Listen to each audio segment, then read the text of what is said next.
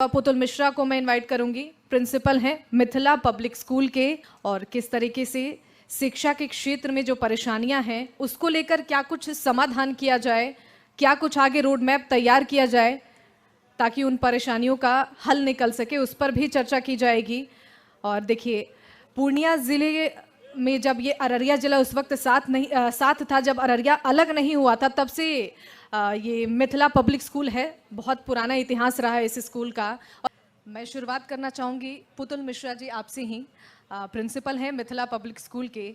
Sir देखिए, सबसे पहले तो यही जानना चाहूँगी, चूँकि सीमांचल ऐसा क्षेत्र जहाँ पहले शिक्षा को लेकर स्कोप ज़्यादा नहीं थे, लेकिन अब धीरे धीरे बदलाव हो रहा है, धीरे धीरे विकास हो रहा है। और इस तरीके से जो इस स्कूल का काफ़ी पुराना इतिहास रहा है, बहुत पुराना स्कूल रहा है, किस तरीके से आप लोग काम कर रहे हैं? क्या विज़न है कि आगे शिक्षा की गुणवत्ता में और सुधार हो सके? जो बच्चे यहाँ से बाहर पढ़ने के लिए जा रहे हैं वो यहीं पे शिक्षा ग्रहण कर सके, जो इस वक्त की नीड है, जो आजकल जो एजुकेशन को लेकर जिस तरीके से बिहार में पीछे है, अभी कह सकते हैं अररिया में भी कुछ परेशानियां हैं, उस पर आप लोग किस तरीके से काम कर रहे हैं? मैं Putul Mishra ji, principal Mithila public school जी, और हमारा स्कूल 34 इयर्स हो चुके हैं जी, और उस समय पूर्णिया ज़िला हुआ करता था जब हमारा स्कूल इस्टाब्लिश हुआ।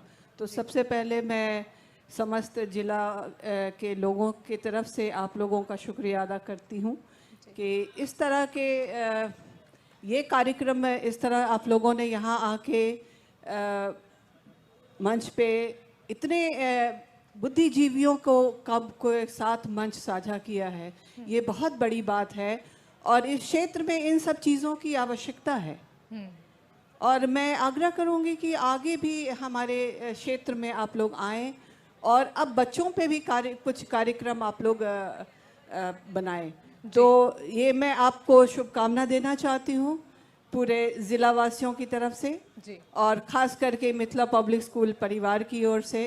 धन्यवाद। जो आप लोग यहाँ, ये बहुत ही सराहनीय प्रयास आप लोगों का है और ये जरूर ये डेवलपमेंट का एक मैं देख रही हूँ कि डेवलपमेंट हो रहा है, इसलिए इस तरह के कार्यक्रम यहाँ पे हो पा रहे हैं। बिल्कुल। तो आप सवाल पूछे तो मैं बिल्कुल, देखिए, चूंकि आप एक महिला हैं तो लड़कियों की शिक्षा को लेकर किस तरीके से अब आप लोग आगे बढ़ रहे हैं, किस तरीके से विजन बना रहे हैं ताकि जो यहाँ से बच्चे पलायन करते हैं अच्छी शिक्षा के लिए, गुणवत्तापूर्ण शिक्षा के लिए, उसको किस तरीके से आप लोग स्टैब्लिश कर रहे हैं ताकि बच्चे यहीं पे रुके और अच्छी शिक्षा ग्रहण कर पाए? तो सबसे पहले मैं 2 लाइन अपने स्कूल के बारे में बता देना चाहती हूँ। बिल्कुल।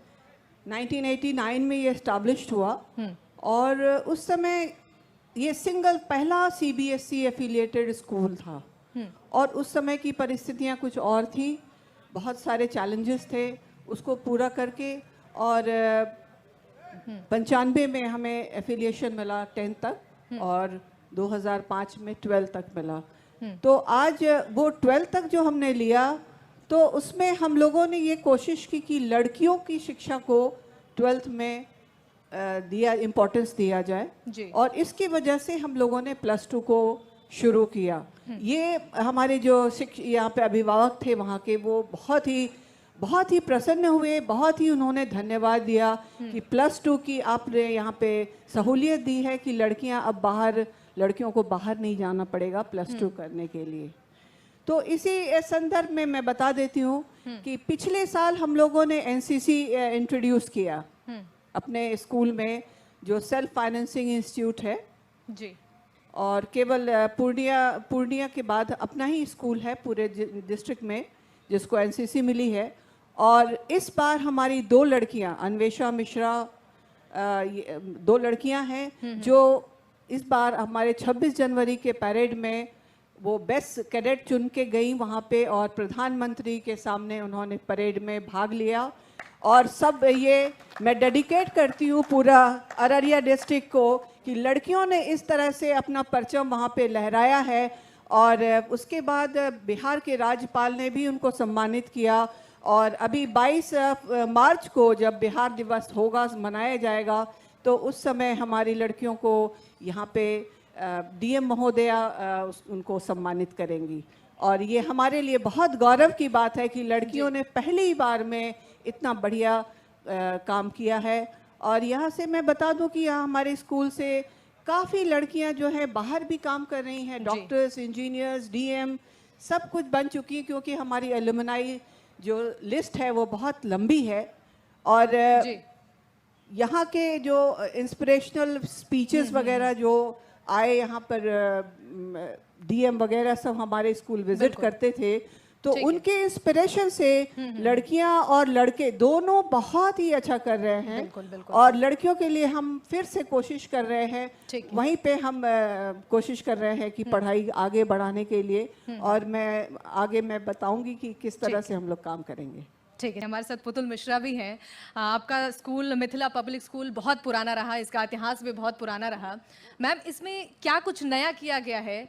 और चूंकि आप एक महिला हैं, तो लड़कियों के लिए क्या कुछ नया किया गया है, चूंकि लड़कियां बाहर ना जाएं, उन्हें परेशानी ना हो, यहीं पर अच्छी शिक्षा उन्हें मिल पाए, और उनके जो पेरेंट्स हैं वो भी निश्चिंत रहें कि हमारी लड़की यहीं पर है, अच्छी शिक्षा उसे मिल पा रही है।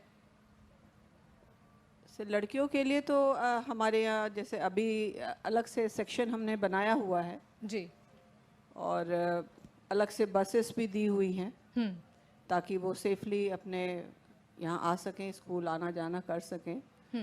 और पढ़ाई के लिए जो है अच्छे शिक्षक हैं हमारे यहाँ, बहुत अच्छे शिक्षक हैं जी, जो शुरुआत से काम कर रहे हैं और उनको इतनी अच्छी शिक्षा मिल रही है कि लड़कियाँ काफ़ी अच्छा कर पा रही हैं, टॉप कर रही हैं और हर क्षेत्र में जा रही हैं। तो मुझे नहीं लगता है कि अब लड़कियां कोशिश करेंगी बाहर जाने के लिए।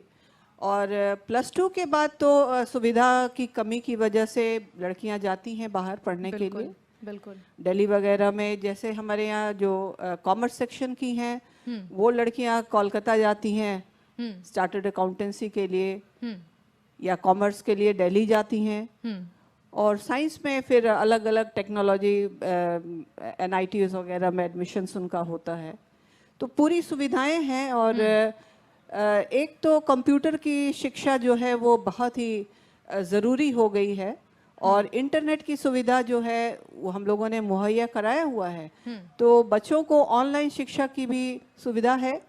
तो बाहर की जो बहुत सारे ऐसे यूट्यूब्स हैं और बहुत सारे ऐसे चैनल्स हैं जिसके थ्रू से हम लड़कियों को भी क्लास, स्पेशल हाइब्रिड क्लासेस करवाते हैं और ब्लेंडेड लर्निंग के लिए हम प्रेरित करते हैं ताकि लड़कियां वहीं पे रह के शिक्षा प्राप्त कर सकें। और अभी मैं आपको बता दूं कि माइक्रोसॉफ्ट और CBSE के कंट्रीब्यूशन से बोथ ऑफ देम कंट्रीब्यूशन से हमारे यहाँ अभी सभी टीचर्स की ट्रेनिंग हो रही है और फ्री ऑफ कॉस्ट हो रही है। हमें पायलट स्कूल चुना गया है जी, उसमें सभी शिक्षक को माइक्रोसॉफ्ट ट्रेन कर रही है और उसके बाद फिर बच्चों को ट्रेन करेगी ताकि बच्चे जो हैं कंप्यूटर में काफ़ी नॉलेज गेन कर सकें। तो वो भी सुविधा हम बच्चों को दे रहे हैं। और तो अच्छी पहल है, इससे बच्चे जुड़ेंगे अच्छी शिक्षा से, गुणवत्तापूर्ण शिक्षा मिल पाएगी। और जैसा कि आपने जिक्र किया लड़कियों के लिए, ये तो बहुत अच्छी पहल है। लड़कियां यहाँ पर रुकें और अच्छी शिक्षा यहीं से ग्रहण करें, उनके पेरेंट्स भी निश्चिंत रहेंगे कि लड़कियां हमारे साथ हैं और उनकी आंखों के सामने ही उनकी लड़कियां अच्छी शिक्षा ग्रहण करेंगी। और शिक्षा के क्षेत्र में बिहार को आगे बढ़ाना है, किस तरीके से, क्या कुछ विजन है, स्कूलों में क्या कुछ व्यवस्थाएं की गई हैं ताकि जो